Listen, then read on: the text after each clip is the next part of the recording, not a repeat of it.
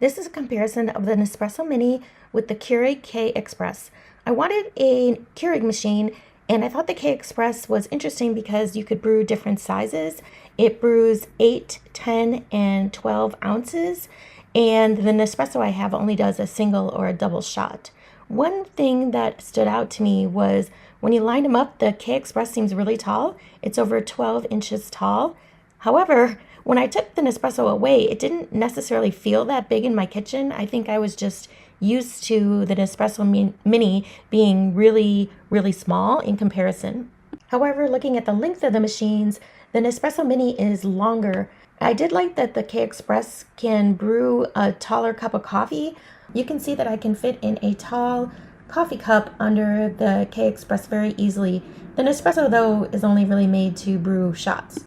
So the Keurig K-Express has a much bigger water tank, which makes sense because the Nespresso Mini is only meant to make a single or double Nespresso.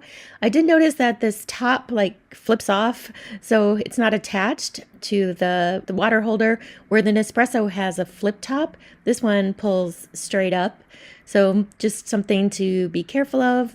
The Nespresso Mini also has a similar method of taking it on and off. So I just rinsed off the water container with normal tap water and filled it up with my filtered water.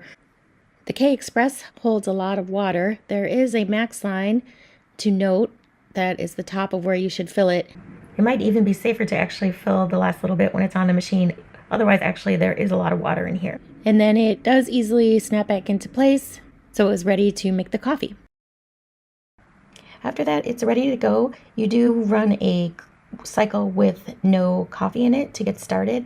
The machine does turn on as soon as you flip up where you hold the K-cup, so it will turn on right as soon as you flip it up. So I did notice during the brewing cycle that the Keurig is much quieter than my Nespresso Mini, so I'm going to let you hear the sound of both of them brewing.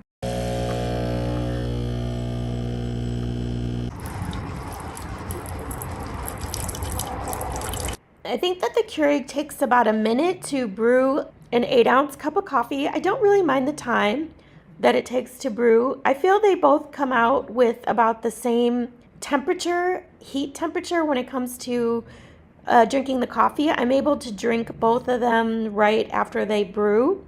I do feel like Nespresso has more of a bitter aftertaste to its coffee. I think it's one of those things you kind of just have to experiment with and see if you like Nespresso coffees versus Keurig.